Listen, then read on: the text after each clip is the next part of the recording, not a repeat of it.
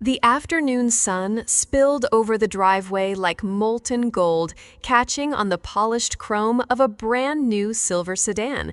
It sat there, gleaming, parked at the perfect angle so the neighbors could see it from their windows. The paint sparkled as if it had been hand-picked to say, "Success lives here." Amanda stood beside it, tall and confident, her hand resting casually on the roof as though she already owned the road. The smile on her face wasn't just happiness, it was confirmation. Confirmation that the narrative she'd been told her whole life and believed was once again proven true. Amanda, the golden child, was destined for greatness. Inside the house, the scent of my mother's roast beef hung in the air, heavy and warm, like a blanket you couldn't quite escape. My father's voice carried from the doorway, booming with pride. He held the keys out toward Amanda, the metal jingling like tiny bells announcing a royal procession. "For your future," he said, his chest puffed out as if her achievements were his own. The bow, thick, glossy, and red, glimmered under the living room light. They were all smiles. Everyone was locked into their roles. And then there was me. I was still in my pressed uniform from the Reserve Officers Training Corps, the fabric stiff and creased, my black shoes polished to a mirror shine. In my pocket was a letter that felt heavier than steel, a formal acceptance into Officer Candidate School, OCS. One of the most competitive pathways in the Army, the kind of thing people train years for, the kind of thing my instructors had congratulated me on with genuine respect. I had imagined this moment for months, coming home to share the news, maybe hearing the rare sound of pride in my father's voice, or seeing my mother's eyes soften. Instead, the moment slid past without acknowledgement. My father didn't even glance at the envelope in my hand. He just patted me on the shoulder the same way you'd pat a stranger's dog, polite, detached, not invested. "That's nice, honey. Be careful," he said, already turning back toward Amanda. My mother reached for her purse, her smile unchanged, and pulled out a thin, cream-colored envelope. She slid it across the table to me without fanfare. Inside was a $50 bookstore gift card. No words of recognition, no "we're proud of you." Just a quiet message tucked in paper and numbers. "Your path doesn't sparkle enough for us to see it." Amanda twirled her new keys between her fingers, laughing at something my father said. The sound of it filled the room. I sat there holding that bookstore voucher, and the gap between us felt like a canyon carved over years, wide, deep, impossible to cross. That's the day I understood something I wish I'd learned sooner. In my family, love wasn't unconditional. It was a currency. And I didn't have enough horsepower to buy it. It started as a throwaway line, the kind of comment you expect to hear once, maybe twice, before it fades into family folklore. But Amanda turned it into her party trick. "Jessica, she tried the Army once," she'd say, tilting her head just enough to let her hair fall perfectly in place. "Didn't even make it through basic training. Now she shuffles papers at some government office." She delivered it with a little laugh, not the belly kind, not the genuine kind, but the kind that's rehearsed, the kind you wear like a piece of jewelry, polished and ready for every gathering. And people laughed with her. They always did. They weren't laughing at me, not exactly. They were laughing at the picture she painted. It was easier than questioning if the paint was even real. The truth was so far from her story, it could have been another planet. I hadn't washed out. I'd passed. I'd kept going. But no one at those dinner tables knew about the languages I'd learned, the classified missions I'd led, the soldiers who trusted me with their lives. None of that fit her version. And her version was the only one they heard. That's the cruel thing about a lie told with a smile. It doesn't just get believed, it gets remembered. And when it's told often enough, it starts to feel like the truth, even to the person saying it. Each time she repeated it, I'd sit there quiet, letting it land, letting it spread, telling myself I didn't care. But deep down, I felt it burrow, an unwelcome tenant in the back of my mind. Not because I believed it, but because I knew the people who mattered to me might. And that's the thing. Words once spoken can be more permanent than ink. The restaurant smelled faintly of cedar wood and money, the kind of place where the waiters glide instead of walk, and the wine list is thicker than the menu. Crystal chandeliers hung overhead like frozen fireworks, casting a warm glow over a sea of polished shoes and tailored suits. Every table shimmered with silverware that had been polished until it could almost show you your reflection. Amanda was the star of the night, and she knew it. She moved through the room like she owned the air, pausing just long enough at each group to let her smile leave an imprint. Her hair caught the light in a way that looked effortless, but wasn't, and her laughter rang just a touch louder than anyone else's, just enough to command attention.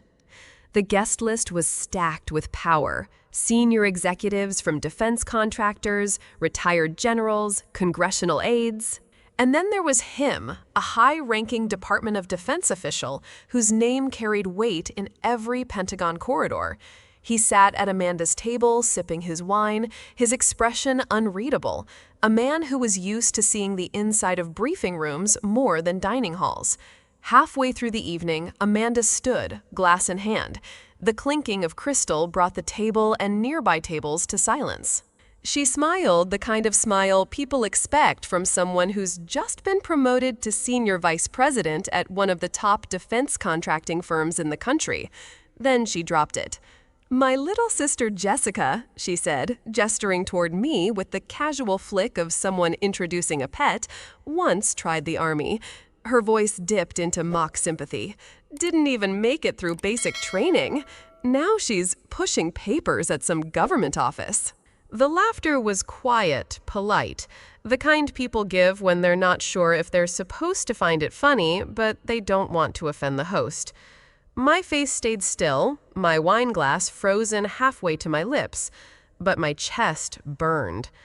The DoD official's eyes slid toward me, sharp but careful, as though filing the moment away for later. He didn't smile.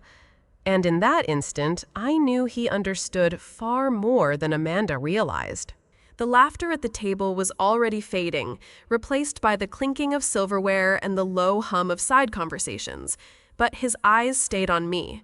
The DoD official didn't smirk. He didn't join in the polite chuckles. He just looked steady, unblinking, the kind of look you feel before you realize you're returning it.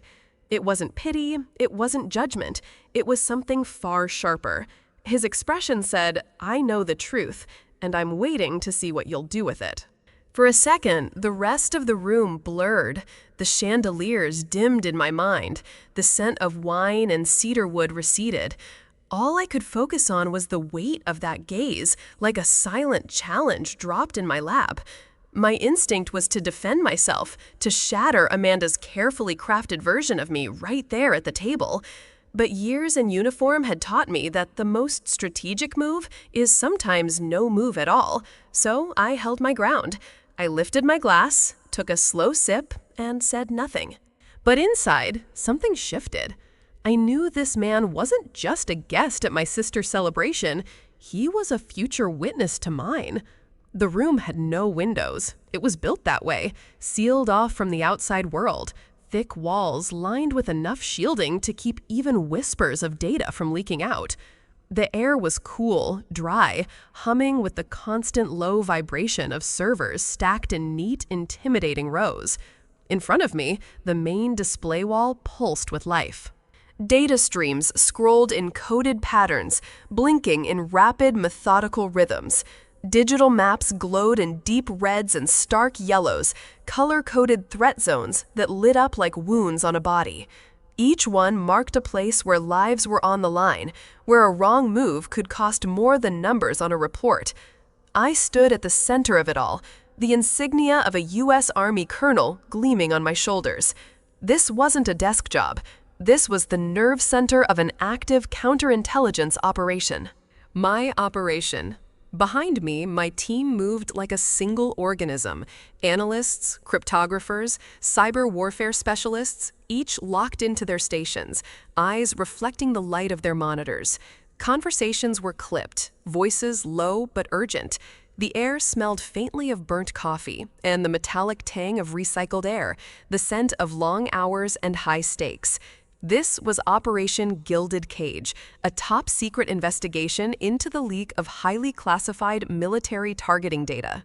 Whoever was behind it had access, authority, and the arrogance to believe they'd never be caught. My job was to prove them wrong. I scanned the incoming feed, watching a red sector pulse in the corner of the map. Every blink was a heartbeat I could not afford to miss. This was my battlefield now, not deserts or jungles, but firewalls and encrypted channels. And I intended to win. It started as a ripple, just a line of anomalous traffic buried in the endless scroll of secure network logs.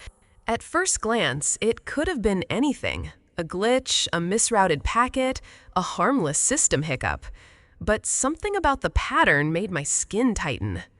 I leaned closer to the screen, my fingers dancing across the keyboard to pull up a deeper trace. The data trail curved in on itself, like someone had tried to erase their footprints, but left faint impressions in the dust. Whoever did this wasn't sloppy. They were meticulous. Almost too meticulous, which in my world was its own kind of red flag. The origin point resolved on my display an internal server pinging out to an external vendor. Not unusual, except for the frequency. The pings weren't random. They pulsed at precise intervals, like a heartbeat. I cross-referenced the IP against our vendor list. One match.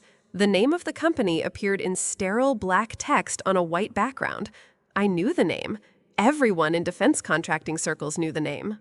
But my eyes caught on something else, a line in the corporate leadership roster.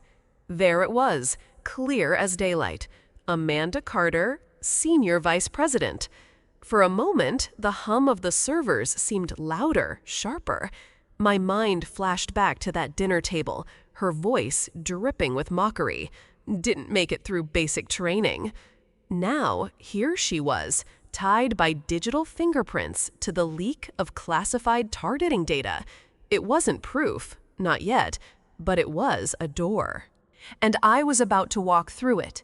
The general's office was as stark as the man himself. No unnecessary decor, just a few framed commendations, a map of the world with pins where operations had turned the tide, and a desk that looked like it could withstand an airstrike. I stood at attention, my report folder tucked under my arm, the weight of its contents heavier than the paper it was printed on. This wasn't just about a breach anymore. This was about blood. "Sir," I began, my voice steady but deliberate. "The primary suspect is Amanda Carter, my sister." The words felt like metal in my mouth. Given the personal connection, I'm prepared to recuse myself from the case to avoid any appearance of bias. General Michelson didn't flinch. His gaze was sharp but unreadable, the kind that could strip you down to the truth without raising his voice. He leaned back slightly, folding his hands. "This isn't a liability, Colonel," he said finally, his tone like a steel door closing. "It's an asset. You know the players, the terrain, the habits they don't even know they have. That insight can't be taught." I hesitated. "Sir, with respect—" "With respect," he cut in, "you will remain on this investigation. You'll stay operational, not prosecutorial. Build me an airtight case, leave no doubt, and you'll do it by the book." His words landed like an order and a vote of confidence all at once. "Yes, sir," I replied, squaring my shoulders. Walking out of that office, I knew this case had just become something more than a mission. It was now a test, not just of my skill, but of my ability to serve justice without letting the past steer my hand. In counterintelligence, silence isn't just a tactic, it's armor. Every move I made from that moment on had to be flawless. Every keystroke, a brick in a wall no one could knock down. We built the evidence like engineers, not hunters. Every data pull was logged with a secure command string, verified twice before it ever left the terminal. Every access point was recorded in our security journals, each timestamp locked and cross-checked against independent system clocks. There was no room for shortcuts. Not in this case. Not when the accused was my sister. I worked mostly at night, when the hum of the servers felt louder and the shadows in the room seemed sharper. The team knew not to ask me questions unless it was mission critical. I gave no speeches, offered no personal theories, just assignments, timelines, and precision.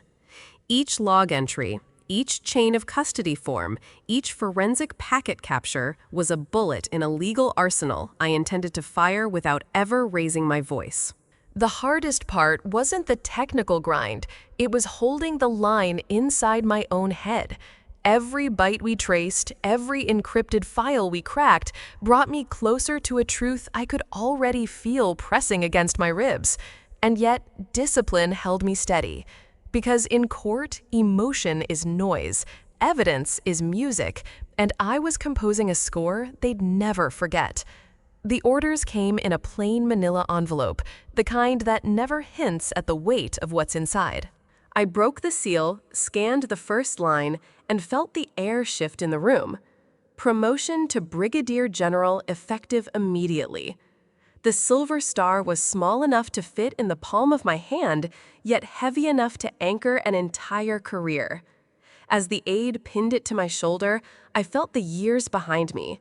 Every drill, every deployment, every night in a windowless room fold into that single moment.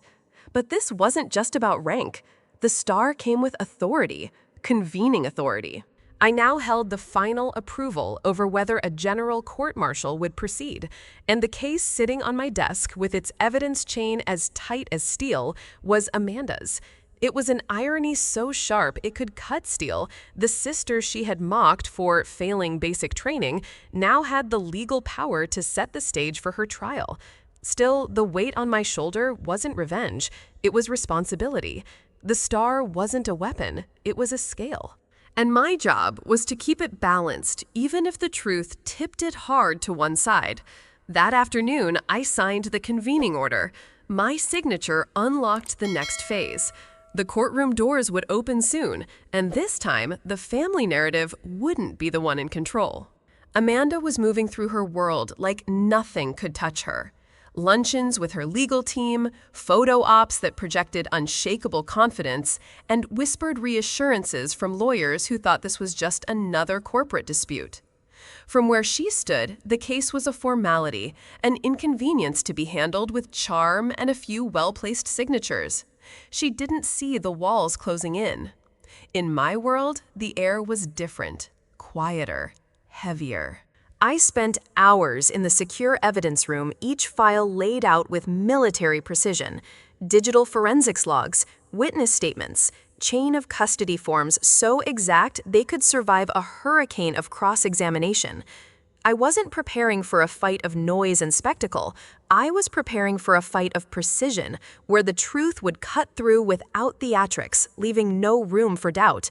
Two worlds moving on separate tracks heading toward the same collision point. Amanda didn't know it. I didn't need to announce it, but the audience, if there had been one, would have seen it coming.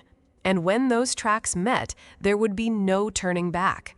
The heavy oak doors swung open with a deep, deliberate groan, the kind that makes people turn before they even know why. "All rise." The bailiff's voice cut through the air sharp and commanding. Chairs scraped back in unison, the sound crisp like a formation coming to attention. I stepped across the threshold, the wool of my dress uniform crisp against my shoulders, the single silver star on each side catching the overhead lights.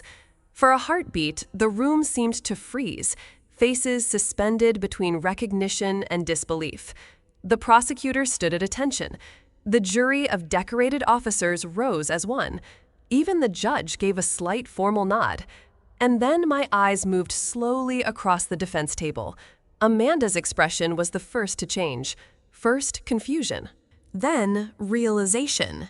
Then the kind of shock that drains the color from your face. She wasn't just seeing her sister, she was seeing the convening authority in full uniform with the rank and power to approve the trial she thought she could control. The star on my shoulder wasn't there to gloat, It was there to remind everyone, especially her, that justice wears no family name.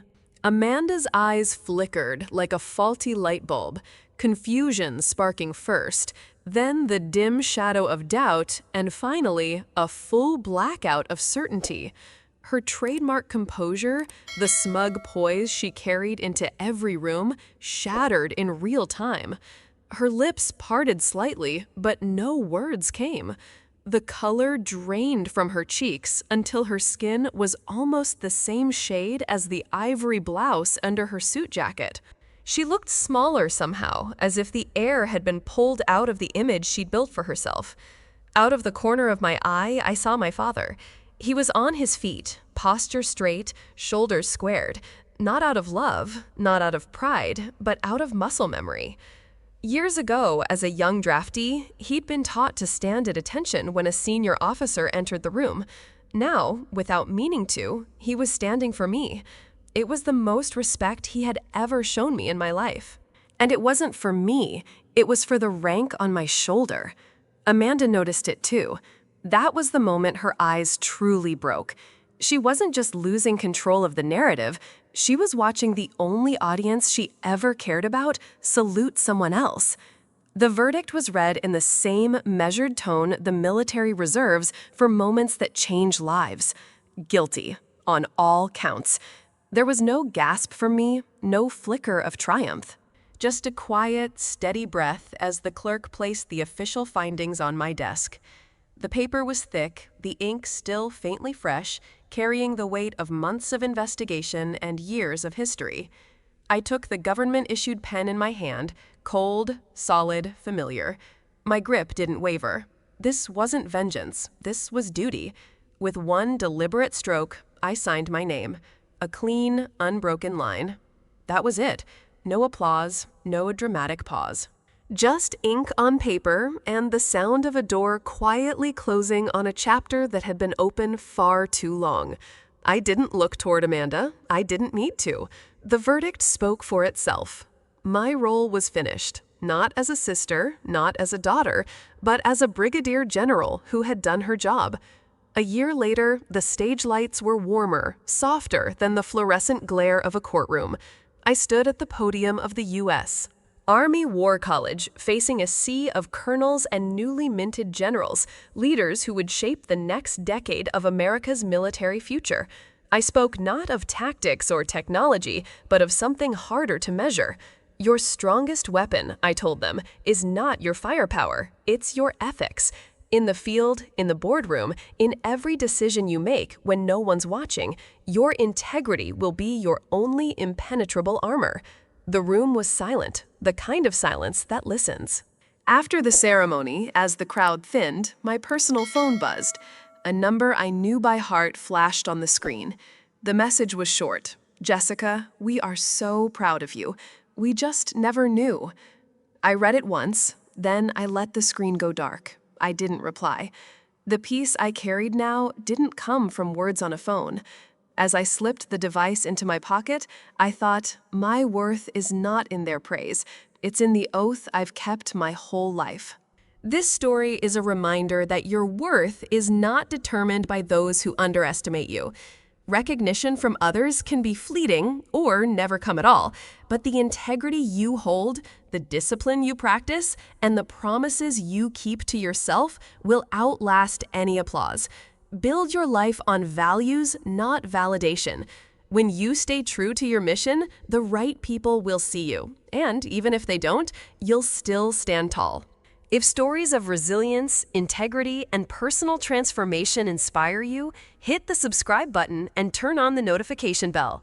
Join our community where every story reminds you that your strength comes from within and your voice matters here.